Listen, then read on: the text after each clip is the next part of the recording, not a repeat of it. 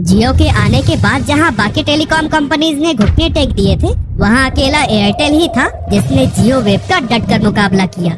ये वो समय था जब ना तो बीएसएनएल के लिए सरकार का सपोर्ट काम आया और ना ही यूके की one of the largest company होने के बावजूद वोडाफोन सरवाइव कर सका। ऐसे में सबको लगा कि एयरटेल भी जियो की उस आंधी को ज्यादा समय तक नहीं झेल पाएगा। लेकिन जब किसी कंपनी का फाउंडर सुनील मित्तल जैसा इंसान हो तो वो भला डूब कैसे सकती है। साइकिल के पार्ट्स बेचने से लेकर जनरेटर सेल करने और टेलीफोन असेंबल करने तक उन्होंने अपने संघर्षों को पार कर जो मुकाम हासिल किया वह किसी भी इंसान को मोटिवेट कर सकता है। तो चलिए आज हम जानते हैं सुनील मित्तल की वो इंस्पिरेशनल स्टोरी जो न केवल एक बिजनेस टाइकून बनने तक की है बल्कि उस जज्बे और संघर्ष की भी है जिसने एयरटेल को आज इस मुकाम तक पहुँचाया। तो दोस्तों, सुनील मित्तल की कहानी स्टार्ट होती है 1957 से, जब कांग्रेस पार्टी के जाने माने नेता और सांसद सतपाल मित्तल के घर एक बेटे का जन्म होता है जिसका नाम रखा जाता है सुनील भारतीय मित्तल। अब फैमिली बैकग्राउंड को जानकर आपको लग रहा होगा कि सुनील की लाइफ कितनी आसान रही होगी ना, लेकिन रुकिएगा क्योंकि उन्हें अपने लाइफ के हर स्टेज पर ऐसे ऐसे प्रॉब्लम्स का सामना करना पड़ा कि शायद कोई और होता तो हार मान लिया होता। असल में सुनील मित्तल ने अपने लिए एक अलग ही सपना देखा था। वो पापा की तरह एक पॉलिटिशियन नहीं बल्कि बिजनेसमैन बनना चाहते थे। इसीलिए 1976 में पंजाब यूनिवर्सिटी से ग्रेजुएशन करने के बाद सिर्फ 18 साल की उम्र में उन्होंने अपना पहला बिजनेस शुरू कर दिया। और पता है वो भी किस चीज का बिजनेस? बहुत छोटे लेवल पर बाइसिकल पार्ट्स बेचने का। और इसके लिए भी उन्होंने अपने पिता से 20,000 रुपए उधार लिए थे। अब यह सुनील मित्तल का पहला बिजनेस था। ऐसे में ना तो उन्हें मार्केट की सही जानकारी थी और न ही कॉम्पिटिटर्स की, इसीलिए शुरुआत में उन्हें काफी डिफिकल्टीज फेस करनी पड़ी। लेकिन धीरे धीरे उन्होंने बिजनेस की बारीकियों को समझना शुरू कर दिया, जिससे थोड़े ही टाइम बाद उन्हें इस इंडस्ट्री की डीप अंडरस्टैंडिंग हो गई। लेकिन अब उन्हें यह भी अंदाजा हो गया था कि इस काम में मार्जिन बहुत कम है और ग्रोथ की अपॉर्चुनिटीज भी काफी लिमिटेड। ऐसे में ये बिजनेस उनके सपने को उड़ान बिल्कुल भी नहीं दे सकता था। इसीलिए उन्होंने अपने इस बिजनेस को बंद करके कई अलग अलग बिजनेसेस में हाथ पैर मारे, लेकिन किसी में भी उन्हें कुछ खास सफलता नहीं मिल पाई। और फिर इतने सारे फेलियर्स के बाद अब सुनील मित्तल निराश होने लगे थे।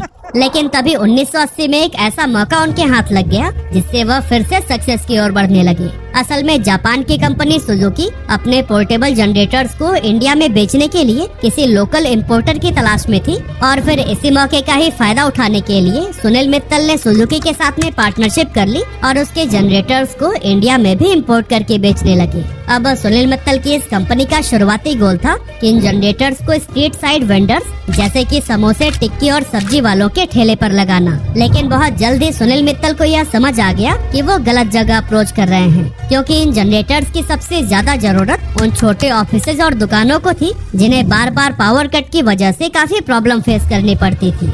सुनील मित्तल के इस नई स्ट्रैटेजी के चलते पोर्टेबल जनरेटर्स की डिमांड खूब बढ़ी और लोग इन्हें दुकानों और छोटे ऑफिसेज के साथ साथ अपने घरों में भी लगाने लगे। इस बिजनेस से सुनील ने काफी प्रॉफिट कमाया, लेकिन सिर्फ 1983 तक, क्योंकि 1983 में इंडियन गवर्नमेंट ने पोर्टेबल जनरेटर्स के इंपोर्ट पर बैन लगा दिया था ताकि इंडिया में इनके प्रोडक्शन को बढ़ाया जा सके और फॉरेन एक्सचेंज की बचत हो पाए। लेकिन सरकार का ये कदम सुनील के लिए बहुत बड़ा झटका था, क्योंकि इस फैसले के बाद उनका सारा कारोबार एक ही झटके में बंद हो गया।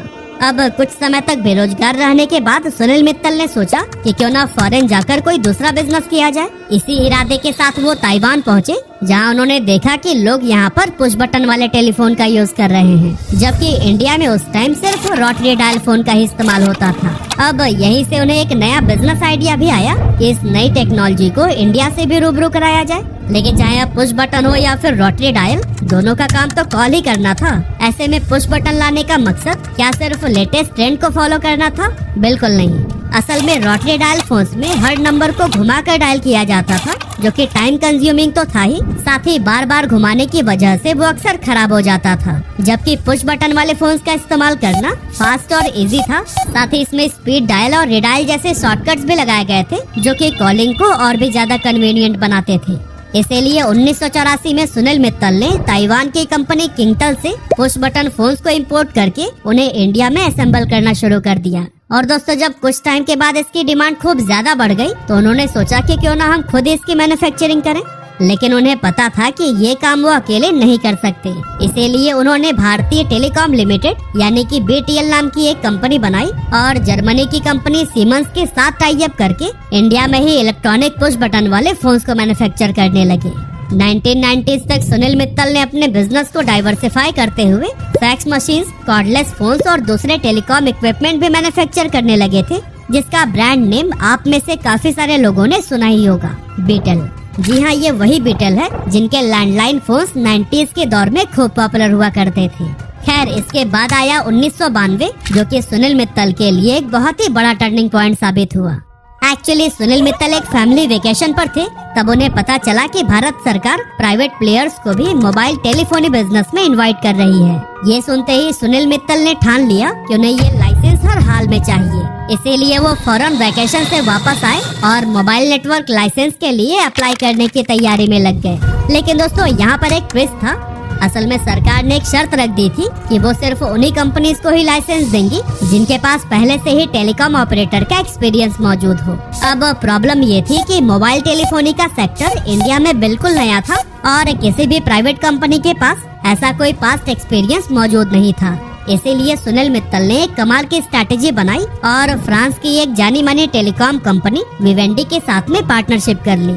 इस कोलैबोरेशन से उन्हें दो बड़े बेनिफिट्स मिले। एक तो उन्हें टेलीकॉम ऑपरेटर का रिक्वायर्ड एक्सपीरियंस हासिल हुआ और दूसरा उनके पास एक स्ट्रॉन्ग टेक्निकल सपोर्ट सिस्टम भी आ गया। और फिर इन सभी एफर्ट्स का नतीजा ये हुआ कि सुनील मित्तल ने यह लाइसेंस हासिल कर लिया, जिसके बाद 1995 में उन्होंने भारतीय सेल्युलर लिमिटेड यानी कि BCL को एस्टेब्लिश किया और 1997 में एयरटेल के नाम से दिल्ली में अपनी मोबाइल सर्विस लॉन्च कर दी। एयरटेल ने कुछ ही सालों में जबरदस्त ग्रोथ देखी और भारत की ये पहली टेलीकॉम कंपनी बनी जिसने 2 मिलियन मोबाइल सब्सक्राइबर्स का माइलस्टोन अचीव किया था।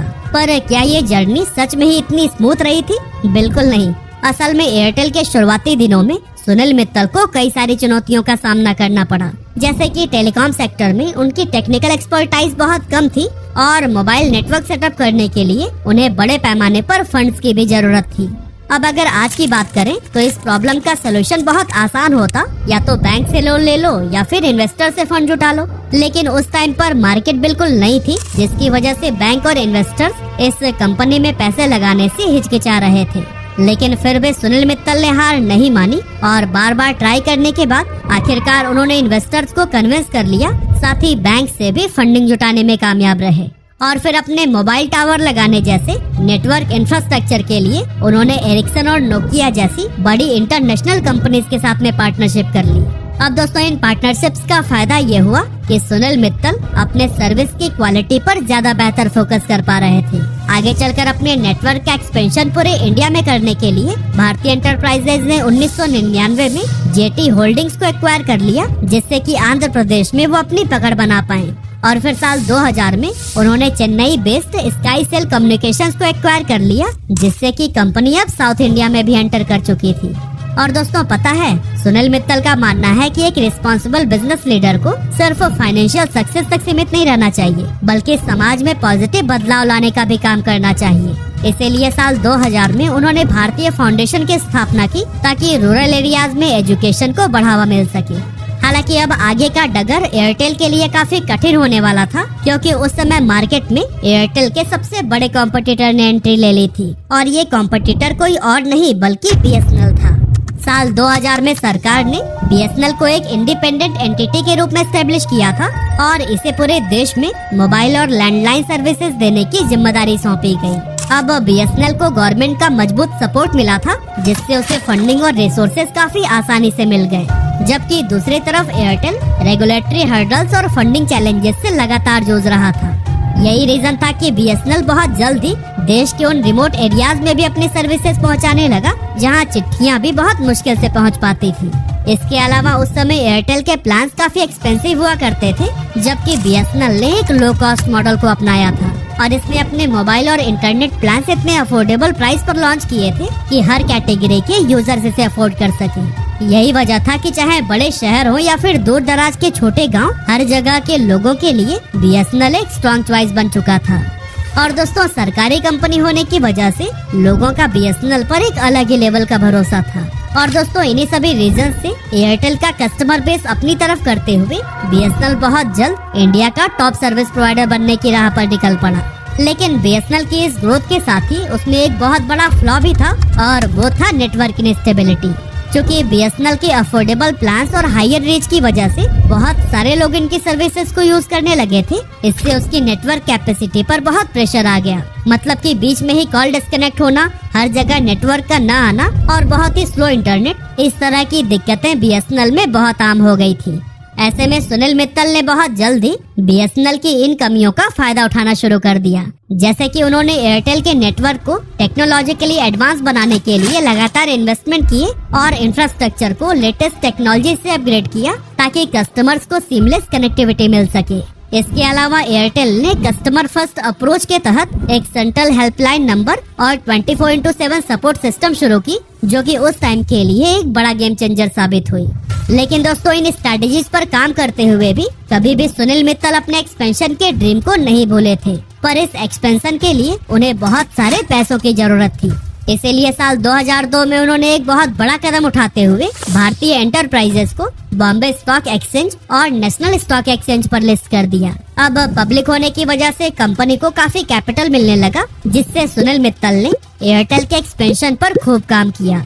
वह स्पाइस सेल और हैक्साकॉम जैसे कई सारे लोकल मोबाइल नेटवर्क ऑपरेटर्स को भी एक्वायर करते हुए आगे बढ़ रहे थे। और फिर अपने कॉम्पिटिटर बीएसएनएल को हराने के लिए उन्होंने अपने रिचार्ज प्लान का प्राइस भी काफी कम कर दिया।